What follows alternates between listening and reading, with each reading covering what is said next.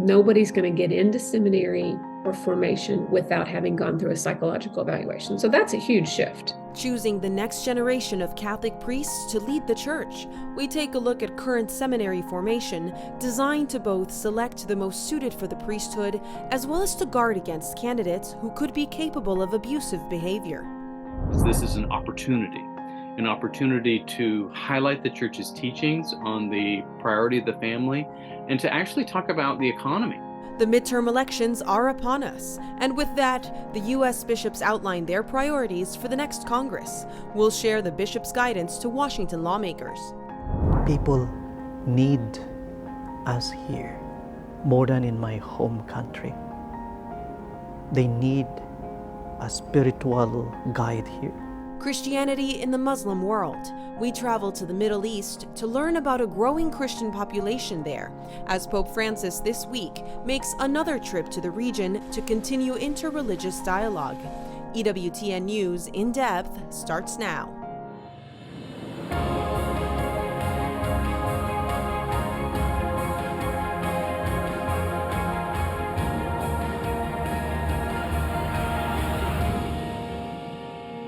We have to be extremely vigilant around any kind of remote kind of weirdness or pathology or strangeness that would lead to the potential of abuse.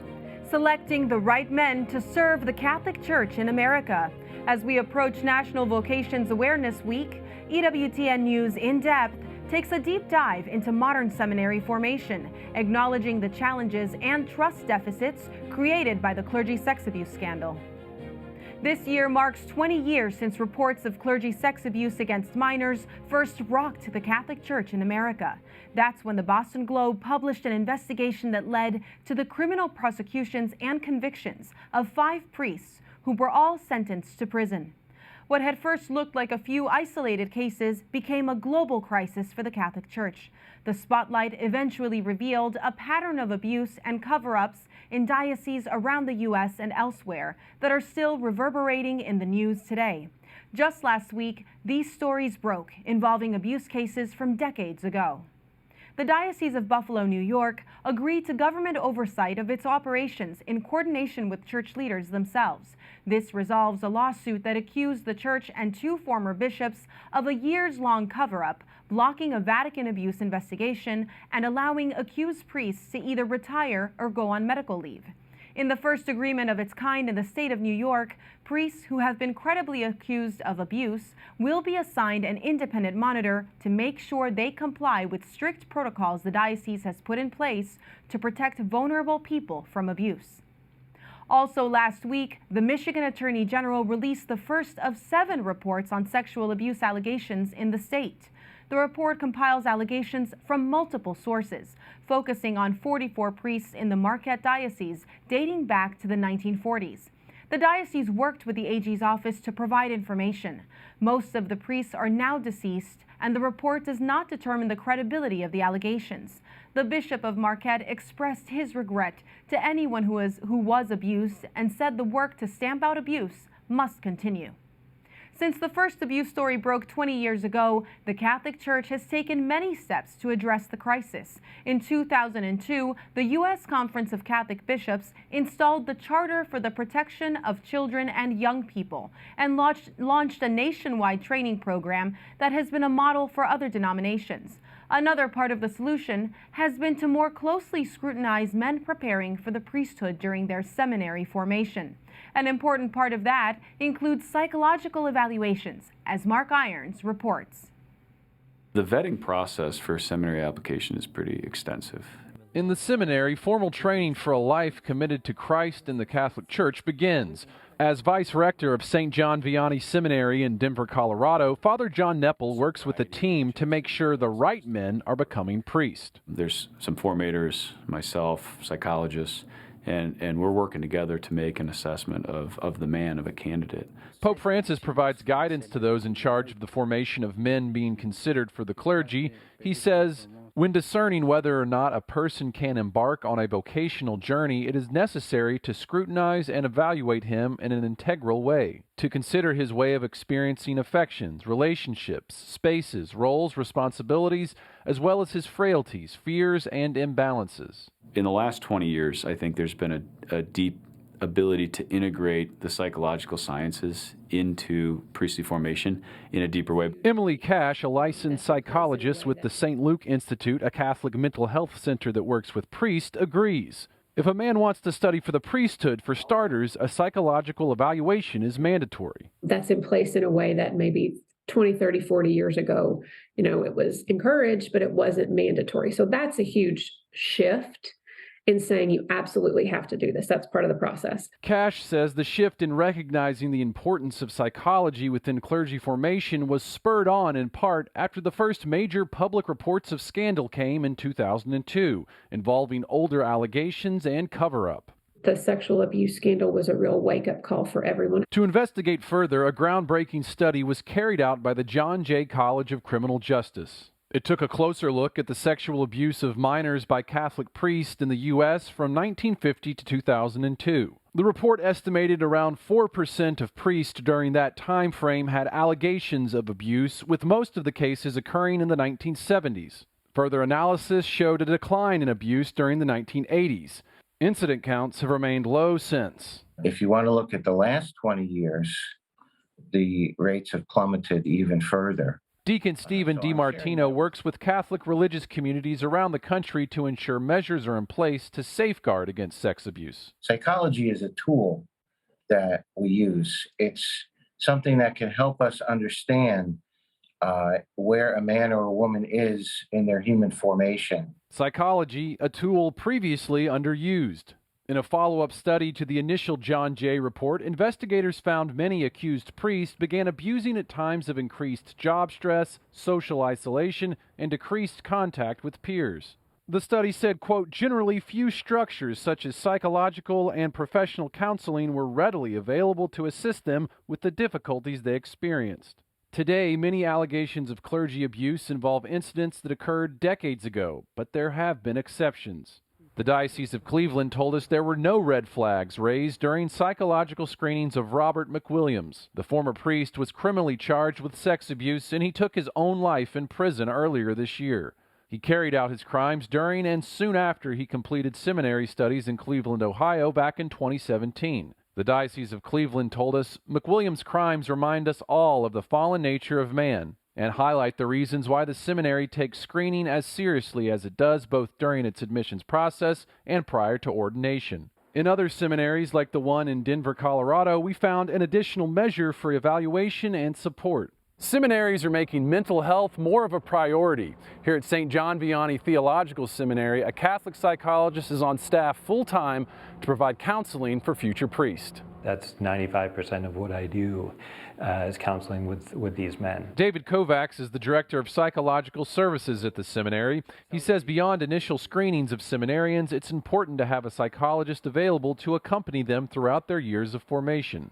A seminarian is a normal guy coming out of the world that we all live in, and we all have problems.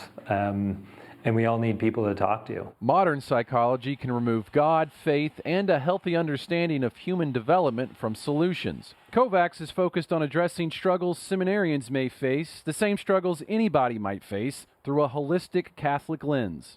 Struggles in the area of chastity and sexuality, struggles with personality, healing from family of origin issues, all across the board, just helping them to heal, and so that they can become the people that God wants them to be.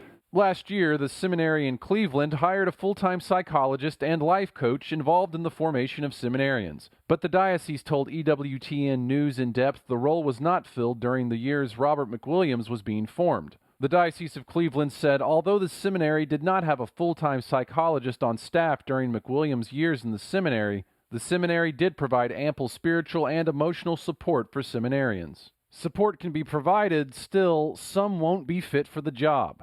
Screening seminarians is a case-by-case basis. Cash says through candidate assessments at the St. Luke Institute, psychologists look at behaviors that can hinder a man from embracing the celibate lifestyle required of the priesthood.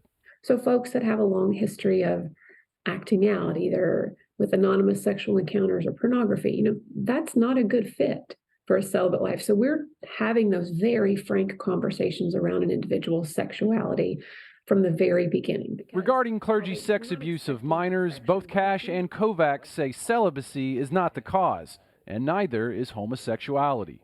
Pointing back to some findings of the John Jay report, it's not when an individual identifies as homosexual or bisexual or heterosexual. The greater risk for offending is when individuals do not know and have been unable to identify and cultivate a healthy awareness of their sexual identity. But notably, Pope Francis has said the Church recommends that men with deep-seated homosexual tendencies should not be accepted into the priesthood. Candidates with a history of same-sex attractions and acting on those same-sex attractions are going to be difficult to sustain celibacy. Overall, seminary formation may look different than it did decades ago. For one thing, fewer men are entering seminary and ultimately becoming priests. And I'm really proud of the way that we bring them in. We're not interested in just growing the numbers. In the end, what matters most may not be quantity, but quality. Mark Irons, EWTN News In Depth. Mark, thank you for that really important and also painful report about the reality of our church. You highlighted seminary formation and also psychological evaluation. That's right. What can you tell us about the church's response to sex abuse? Well, I think first, if you look at public perception to start, in 2019, a Pew survey found that 8 out of 10 Americans believe this is an ongoing problem, clergy sex abuse.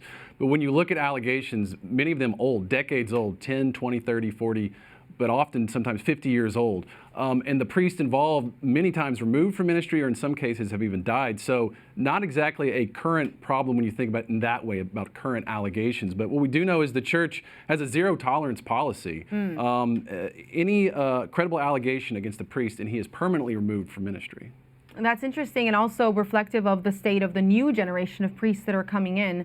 What can you tell us then about the numbers and the response? Well, when you look at current numbers, for nearly 20 years, the National Review Board has been auditing sex abuse reports for the U.S. Church. And what they have found is that their data shows less than 1% of clergy abuse allegations are new. Less than 1% are new. So you're talking about those old allegations.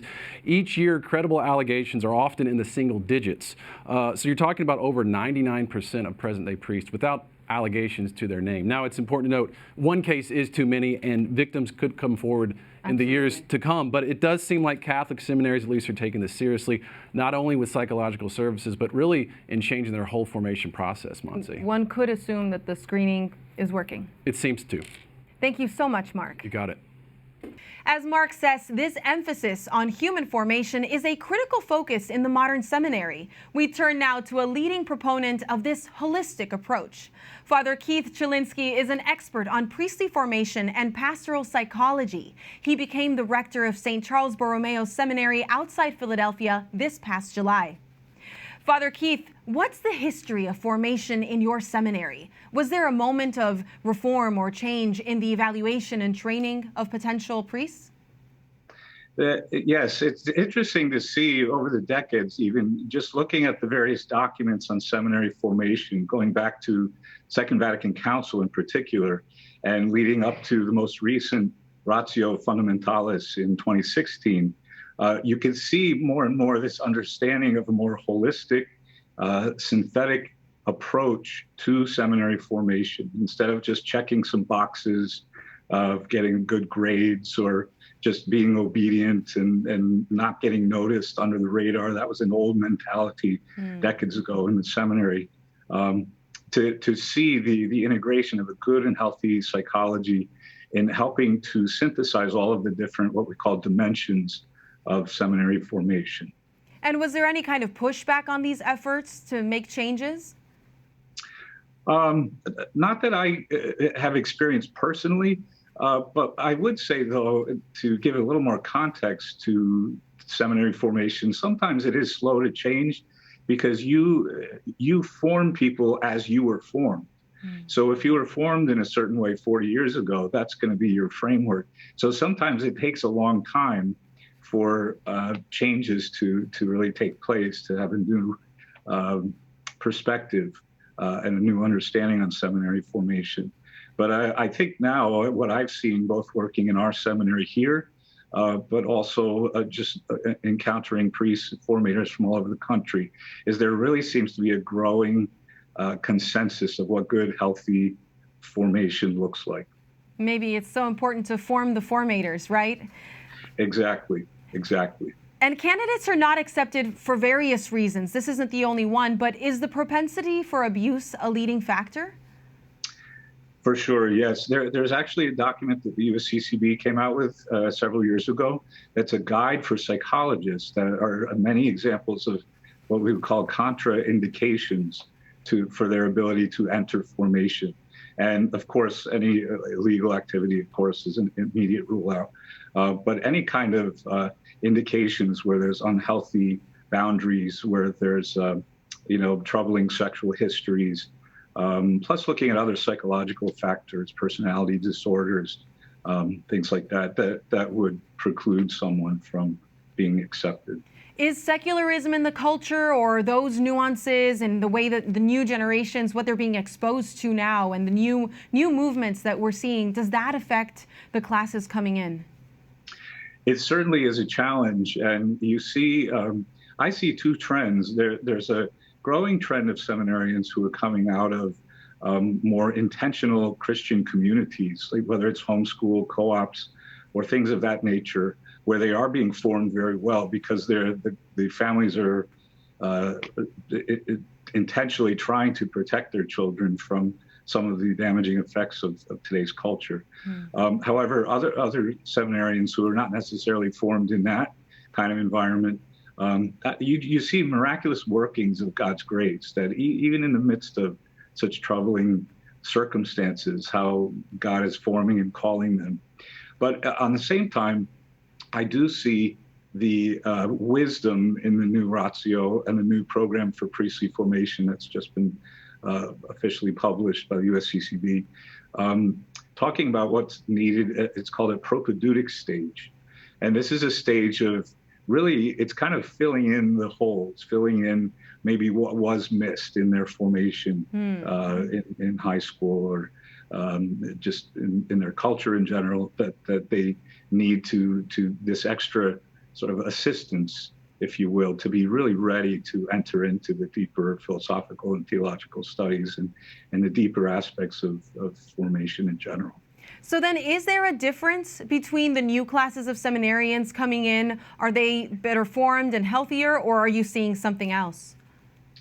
Well, I'm certainly seeing the effects of COVID, that there's higher levels of anxiety and depression because of these two really almost full years of lack of adequate socialization. But I think in general, one of the positives that I really see in this new generation is a real openness to good psychology, an openness to explore things in counseling. I think in my time in the seminary, and certainly before my time, going to a counselor was seen as a really taboo thing that no one would talk about, and it seemed to be filled with a lot of shame. And one of having had a background in this, and what I had tried to do in my previous role before I became rector, was really to take away the stigma and the taboo of just wanting to learn more about yourself and to speak to someone if necessary. And with this current this new generation, there seems to be a greater openness to this. They're very transparent, and so I find that very encouraging. It's important for all Catholics, not just those going into priestly formation. I recently heard from Archbishop Nelson Perez that wellness training, too, is surrounding fitness and food, is also being piloted. What can you say about that? Absolutely. It's a program that he introduced in the Archdiocese recently. I believe it's called Fit from Faith.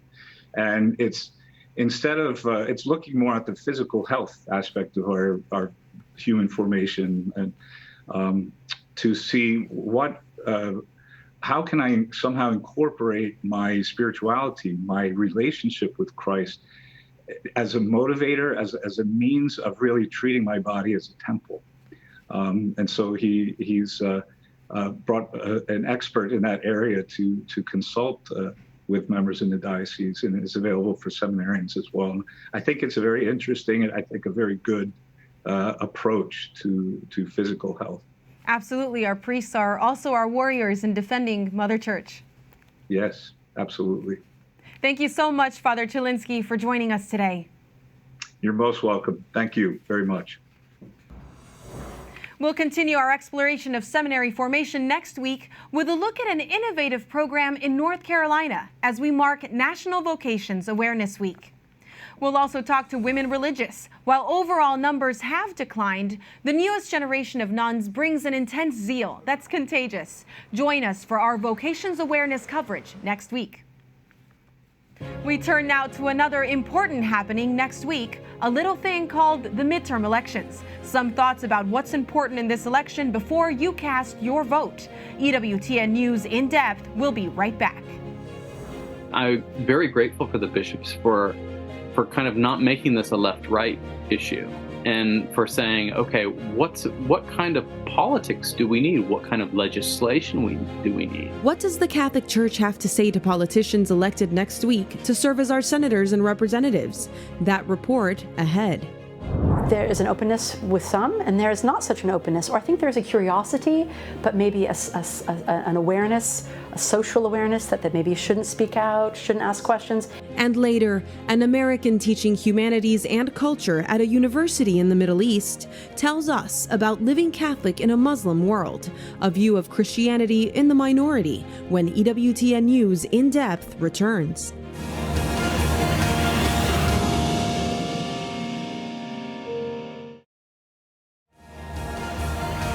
But we also have the responsibility of understanding what is driving jobs away from Georgia.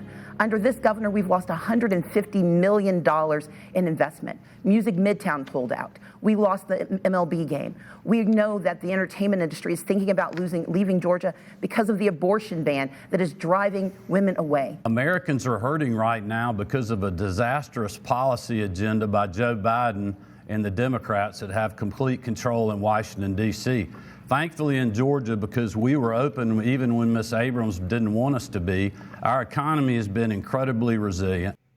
The final debates and rallies for gubernatorial and congressional seats are being held across the country. While millions of Americans have already cast their ballots in early voting, candidates continue to vie for votes until the polls officially close.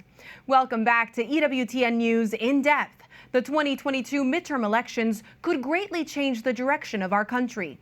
Voters are considering many issues, including health care, Social Security, inflation, abortion, and more.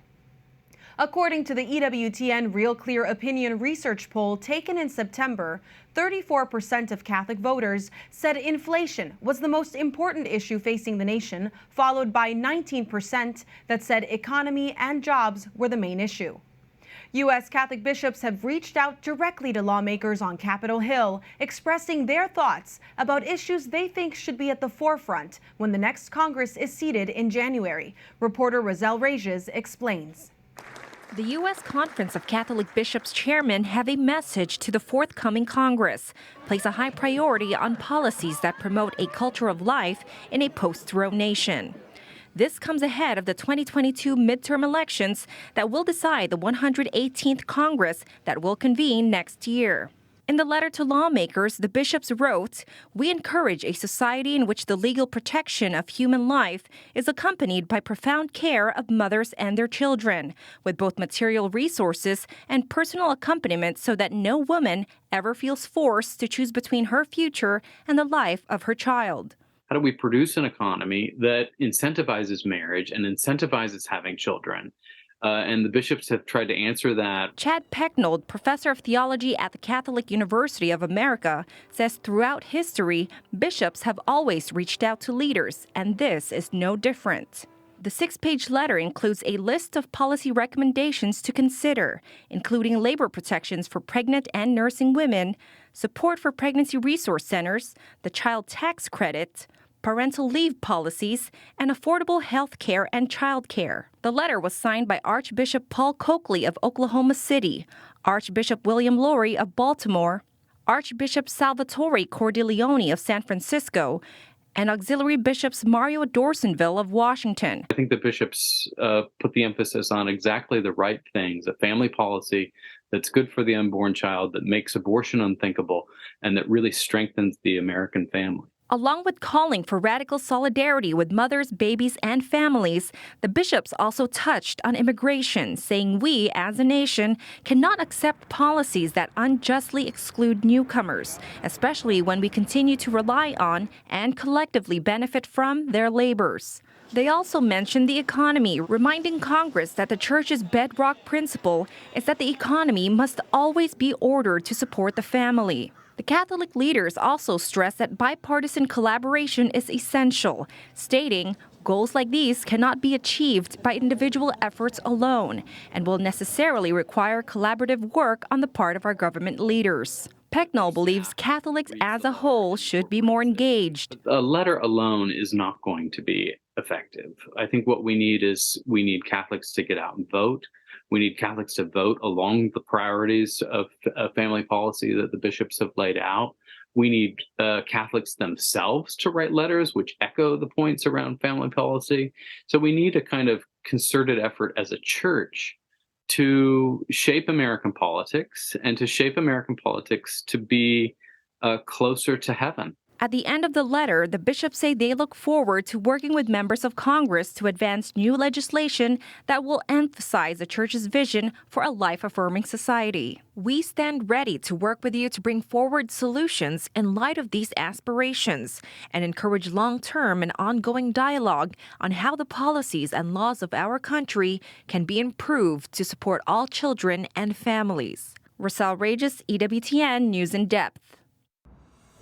Religion has undoubtedly informed the issues that politicians choose to champion and often impacts a voter's decision at the ballot box, or many believe that it should. But people of faith or one religion do not vote as a bloc. To help us understand the ways in which religion and politics intersect, we're joined by Cherie Harder, president of the Trinity Forum. She formerly served in the George W. Bush White House as special assistant to the president and director of policy and projects for First Lady Laura Bush. And Michael Ware, the founder, president, and CEO of the new Center for Christianity and Public Life. He's also the founder of Public Square Strategies and directed faith and outreach for President Barack Obama's re-election campaign. Thank you both for being with us today. The midterms are uncovering new narratives about what's important to people of faith, with the economy and inflation at the forefront. Cherie, what does this tell us about how voters of faith are changing? Right. Well, thanks, Montse. It's great to be here. It was the theologian Reinhold Niebuhr who said that politics is essentially proximate solutions to insoluble problems. And in any democracy, there's always going to be just the big problems that always sort of afflict us. The fact that there's always going to be more problems and more needs than there are resources, that there's going to be just changes in the challenges that face us. And so I think the focus on some of the issues that you mentioned is actually a helpful thing, as opposed to only focusing on some of the symbols of culture warring. I've worked in, as you mentioned, Republican politics in my past, through much of my adult life, and it was grievous to me that in the last presidential election, there actually wasn't a party platform that came out of the convention. In many ways, some of the issues that had been the most important to people of that party in the past were sort of ignored in favor of more symbolic warfare. So I think the focus on some of the issues that you mentioned is actually quite a helpful thing. The other thing that I will mention is a focus on some of the substantive issues is also a great sort of pushback against some of the fear and loathing that has characterized a lot of our political engagement in the past. We can talk about that more, but generally that's exactly the kind of thing that pushes against positive resolution to some of our more pressing policy challenges. A kind of restructuring and a hopeful outlook. That's great, Cherie. Michael, faith was a big part of what you worked on with the Obama administration, and then after your departure from that administration. Why was that a priority for you, especially hearing what Cherie just said? Yeah, well, again, thanks for having us on, Montse. We live in a profoundly religious country.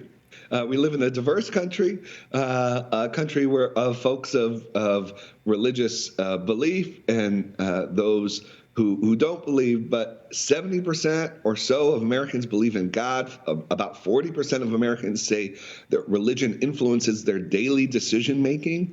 And so in my view, in order to have a thriving democracy, that democracy has to be attentive to and inclusive of the sources of its citizens' values. And for many Americans, that includes religion. For many of them, religion is sort of, they seek for it to be the primary source of their values. And so that's why it was important. That's why it continues to be important. That was both institutionalized and structured. And it also is just the kind of thing that you can't avoid if we're asking people to come to our politics and to use their voice. You can't then sort of suggest that, but faith has to be left out. Come with your voice, but faith can't be a part of that. That's not how it should work or could work. And so it was important that we gave voice to and allow people to speak to us with their full selves. That's beautiful. Cherie, then what do you think the impact of faith will be on the future of the American voter if you have two administrations back to back who are interested in this infusion of faith? Are there opportunities here? Oh, there's definitely opportunities. I won't pretend to be a fortune teller here. I've been wrong several times before in anticipating what voters might do. But there's a real opportunity in that, as Michael was saying, there's such an important role for people of faith to play. We're not just called, but even commanded to love our neighbor and to seek justice and to seek the flourishing of the city in which we find ourselves. And all of that has a political dimension, working for justice, loving our neighbor, not just privately, but in terms of kind of how we structure our institutions and our relationships and our, and the power structures. All of that is vitally important. And so I think there is an opportunity to articulate and to pursue a different way forward that makes politics neither an idol. And I think there's been plenty of evidence in the last several years of people conflating, their primary, or what should be their primary identity of their faith with a partisan identity, not even a political, but a partisan identity. And on the other hand, from idolatry, a disengagement, a retreat from the public work that we're called to. So finding a new path between the dangers of either idolatry or disengagement, I think, is both the great challenge and the great opportunity ahead. Michael, I'm sure you have thoughts on that as well. What do you say about the duty to vote? Yeah, so it is not safe to engage in politics with your feet planted in politics. But as Cherie just alluded, the safest place we can be and the place where we need to be is engaging in politics with our feet planted in the gospel. And from that position, we could be of great help and great contribution to our politics and society. We as a citizen of the United States, you do not choose to have political influence. You already have it by the very nature of being a citizen. And so the choice is not whether you have that influence, but how you choose to steward it. We're in the stewardship role. We have the stewardship responsibility. And so I urge people to use their vote as best they know how, in a way that's oriented toward the well-being of their neighbors. And that's what we can do. We have an imperfect political system. God's totally aware. I often say, that sometimes Christians act as though they enter the voting booth, have to make a decision in perfect isolation, and then when they get out of the voting booth, they have to explain to Jesus what happened in there. and I want to encourage folks, Jesus is not surprised by anything in our politics. He knows who's on the ballot, and we just need to faithfully steward the limited but important influence that we have, and voting is a key way to do that. Wonderful. Cherie, real quick, people of faith are often stereotyped as issue voters. Is this important or dangerous? Well, people of faith, of course, is a very broad label because, as Michael was saying earlier, people of faith encompass the vast majority of Americans. And so it's hard to kind of stereotype about the vast majority of Americans. I think it is not surprising and a good thing for people to vote their values. But I also think that, as Michael was saying, and we both were talking about, love of neighbor should really kind of undergird a lot of how we think about the different issues that we're facing. So, it's inevitable that that people will be voting on different issues, and different issues will be more important to them. I think any type of stereotyping religious of Americans as voting one way or the other is going to be a little bit dangerous, just given the fact that you're talking about the vast majority of Americans. That's exactly right. Okay, Michael, last question for you. As religious affiliation drops, we've seen that a lot, and secularism increases in America, why are political parties continuing to target people of faith? Well, the trends are real and need to be contended with, but again, that is relative to America being an exceptional nation when it comes to religious affiliation. It stands out in the West, and so religion needs to be attended to from just the demographic perspective. And then I'd add, look, if we're going to have a thriving democracy, people of faith are going to have to be an integral part of that. They're going to have to be a part of informing in community the kind of nation and the kind of political communities that we're going to have for as we move deeper into the 21st century. And so it is smart and necessary for civic leaders to include religious people, not in an exclusive way, but just to say, look, if we want to build a healthy country in the 21st century, people of faith are a huge part of that. And we've seen what happens when people of faith are either excluded or the contribution they're making is not necessarily a positive one. And so, it's just a very important piece of the puzzle of building America's future. A puzzle that we need to get right. Thank you both so much for being with us today. Great. Thanks so much, Montse. Remember, your vote counts. Election Day is Tuesday, November 8th. Next, a critical election in Latin America, affirmative action at the Supreme Court, and All Souls Day Mass at the Vatican. Top headlines in the Week in Review when we come back.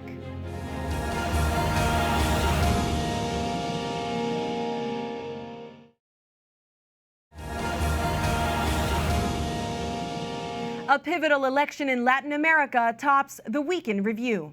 In Brazil, former leftist President Luiz Inácio Lula da Silva won a narrow victory over far-right incumbent Jair Bolsonaro. Da Silva received 50.9% of the vote to Bolsonaro's 49.1%. For days, Bolsonaro supporters protested in the streets.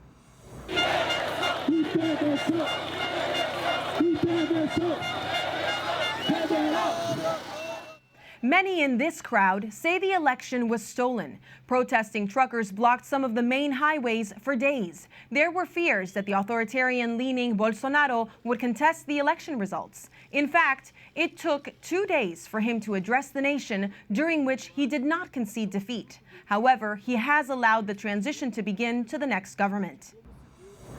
I think this is more a victory for democracy in Brazil and beyond in Latin America than a victory of the left, although certainly many people in Latin America will see it as a victory of the left, and it can claim that victory for itself. But more than anything else, this was a struggle between democracy and autocracy, and democracy won, barely, by the way.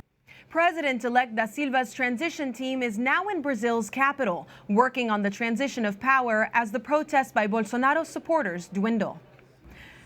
The U.S. Supreme Court is considering a major case about college admissions practices that some allege pits minorities against each other. This week, the justices heard oral argument for 2 cases about affirmative action.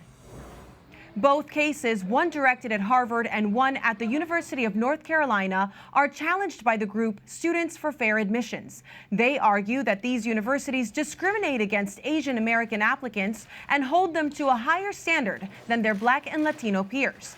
Advocates on both sides of the issue are hopeful the court will work to ensure all students have a chance at lifelong success. It goes to show that there is a trend here, a trend where Asian Americans are systematically getting discriminated because of who we are. And so it is not just affirmative action that is under consideration today.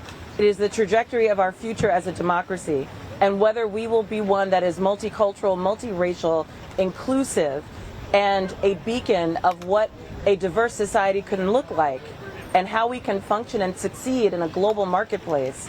The court is once again apparently split down ideological lines on a controversial topic, and court analysts believe the conservative majority could vote against affirmative action.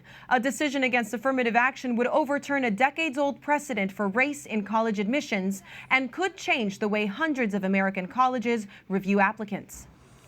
Winter is coming and concern grows in Ukraine that Russia will try to freeze Ukrainians in their homes in the cold months ahead.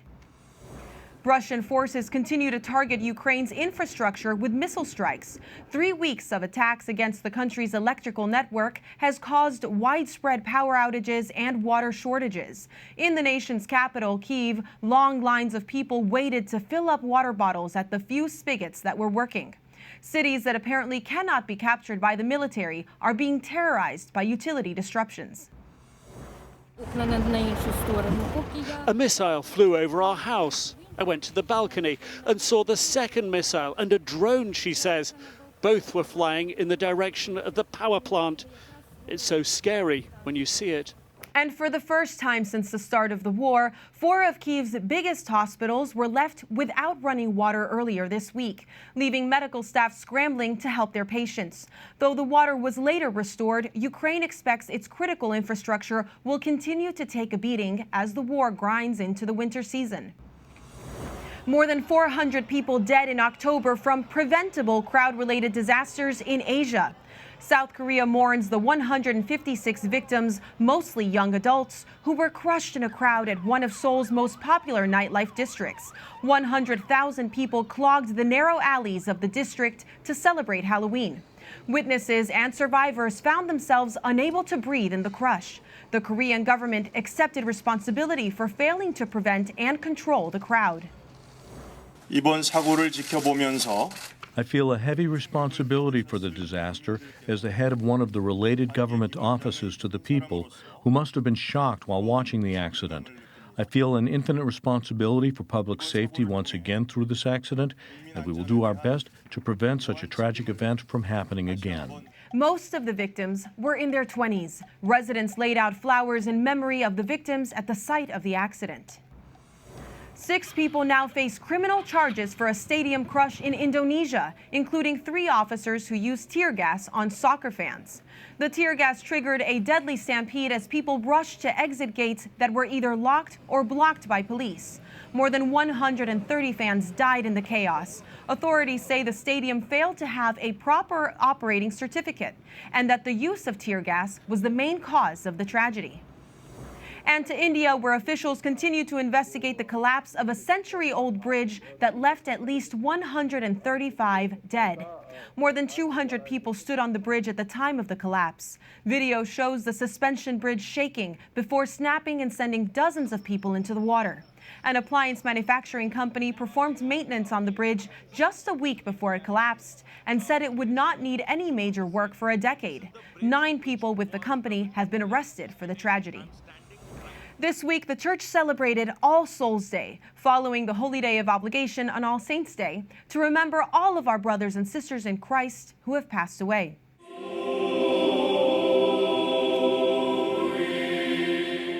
Pope Francis offered Mass on All Souls Day for the repose of the souls of more than 150 deceased bishops and cardinals who died in the past year.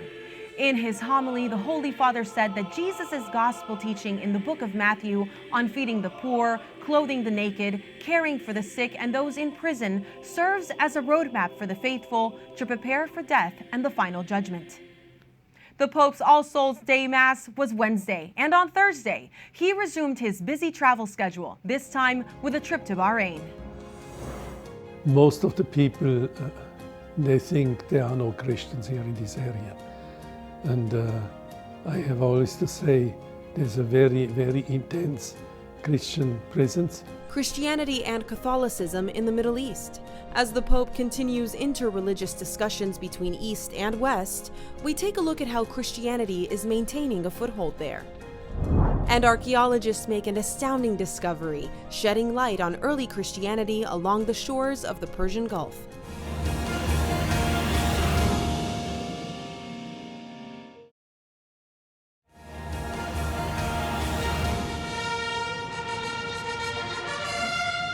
In what has become a cornerstone of his nearly 10-year pontificate, Pope Francis is again holding dialogues with leaders of the Muslim world, this time with the first papal visit to Bahrain. The small Arab kingdom is an archipelago consisting of Bahrain Island and some 30 smaller islands found on the southwestern coast of the Persian Gulf near Saudi Arabia and Qatar. The Holy Father is attending an interfaith conference on East-West dialogue and did not shy away from contentious social issues from the start of his 4-day visit. He spoke about the death penalty as well as religious freedom in the country that has seen a rise in sectarian strife between the Sunni Muslim-controlled government and Shia Muslims who say they suffer discrimination. Francis praised the kingdom's constitution, which he says includes religious freedom and tolerance. EWTN Rome producer Alexei Gotovsky is part of the group of journalists traveling with the Pope in Bahrain. Bahrain is located between two major Muslim countries, the Sunni Kingdom of Saudi Arabia and the Shia Republic of Iran. And reduction of hostilities between these two countries could bring major stability to the whole region. And in his speech in Bahrain, Pope Francis appealed for right to life, even for those under punishment. And because the death penalty here in the region is enforced, he called for human working conditions for all. The majority of the Christians in the region are migrant workers, and for religious freedom. The Pope's appeal would help Christians here as well as other religious and ethnic minorities. Pope Francis is the first pontiff to visit Bahrain. His visit ends on Sunday. While the number of Christians in the Middle East is small, with an even smaller Catholic contingent, those who practice the faith are determined to keep it alive. Reporter Colin Flynn takes us to the United Arab Emirates to look at the Catholic community there. The desert country of the United Arab Emirates on the Arabian Peninsula. It's an ancient Bedouin land with civilization going back 6,000 years BC. The official religion here is Islam, brought by the Prophet Muhammad in 630 AD.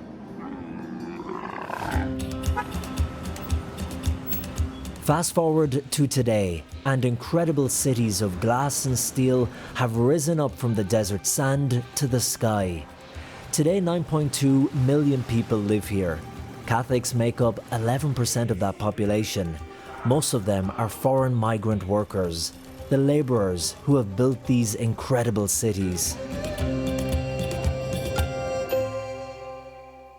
Bishop Paul Hinder is originally from Switzerland, but has been the apostolic vicar here in the UAE for 10 years. Because we are a migrant church, we have no roots here in the country. It affects in the sense that, of course, it's not always easy to keep the continuity. We have priests who do normally not remain for a lifetime, except a few. For example, I am now one of the longest serving priests, not only bishop, here in the vicariate, and I'm here since 18 years. Across the United Arab Emirates, there are currently 9 Catholic churches, with the main one being St. Joseph's in Abu Dhabi, the capital of the country. St. Joseph's Church is the first church established in the United Arab Emirates. This church was only built here in the 1980s, and before that, people had to practice their Catholic faith more quietly. In 1960, people are celebrating masses only in their private houses. And the priests who were with them were coming from Bahrain. It was illegal then, was it, to have a public celebration of the Mass? Yeah, but there is no place yet for them to gather officially. And then in 1965, the first church in the United Arab Emirates, St. Joseph Church, was inaugurated and blessed. Today, the United Arab Emirates claims to allow religious freedom. However, some restrictions still do apply. For example, Mass cannot be celebrated outside designated areas, that is, their churches.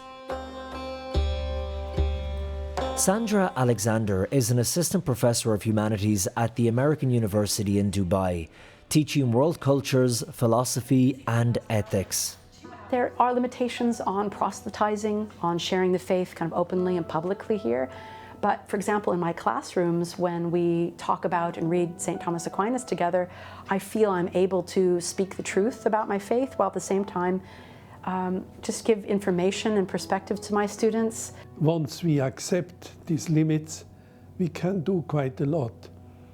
Of course, there might be every now and then an interference, but I have no difficulties to go into the town with my religious capuchin habit. There is some minor difficulties, we may call it, but when it comes to expression of faith, almost 90% of what we had back home, we can still express here.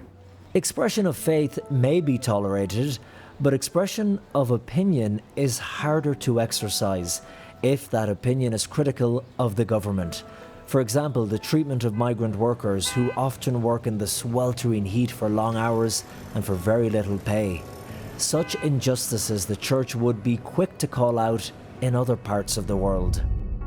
Do you ever get a sense, as someone who goes to Mass every Sunday, listening to the homilies, that sometimes they are restricted a bit in terms of maybe touching on things that could be social problems here, like labour workers or other problems that any country may have, but here it's maybe more difficult for the Church to talk about them and draw attention to them? I don't know if they're actively discouraged, if our clergy is actively discouraged by giving really local examples of social issues and how we might pray and aid the Church or our fellow residents here or call out who are in need. What the Church thinks is wrong. Yeah. Yes, I don't know if they're actively discouraged from doing so, but I do think they're cautious and careful about being too critical of the leadership in the country. The Church, in its own capacity, has been reaching out to our people in order to help them by giving them legal advices, by facilitating their material needs. But of course, we cannot do much as we had back home because of some limitations. As the Catholic Church here continues to grow, as more migrants flock to the country for work, the lifestyle, and for the allure of riches, this means the local Emirati people, they will continue to be outnumbered in certain cities. In general in the country, do you find that perhaps over the years there's been a reluctant tolerance to other religions, including the Catholic Church? Because of course when other religions and ways of thinking and ways of life come in, there always will be that erosion of the Islamic faith, how people practice and believe here. Yes, well this is a big concern in the Middle East, not say the Middle East, excuse me, in the UAE particularly because of the fact that Emiratis are in the minority. There's a very small, well relatively small compared to other groups of other nationalities here. They represent only maybe less than a fifth of those who are living in the UAE, Emiratis do. And so I think there is this awareness and this desire to not just defend, but to preserve ideas, traditions, customs. Despite the limitations, the Catholic Church here pushes ahead, trying to be an oasis of faith in what can be, for some, a very harsh desert. I have seen the Spirit at work, and I am convinced He will continue to do that. What happens now here? I'm not sure. Maybe one day there is no more a church in Arabia, could be. But that doesn't mean that our life was useless.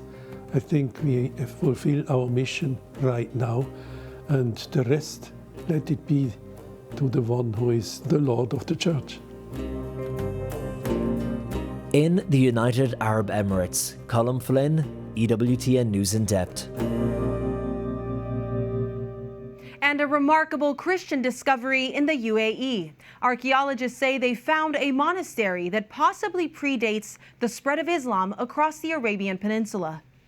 The monastery buried in the sands sheds new light on the history of early Christianity along the shores of the Persian Gulf. The rooms uncovered appeared to hold a baptismal font, as well as an oven for baking bread or wafers for Holy Communion. A nave also likely held an altar and an installation for communion wine. It's the second such monastery found in the Emirates and dates back as many as 1,400 years. Coming up next, around the world on All Saints' Day, images from our global EWTN affiliates as both children and adults celebrate the communion of saints.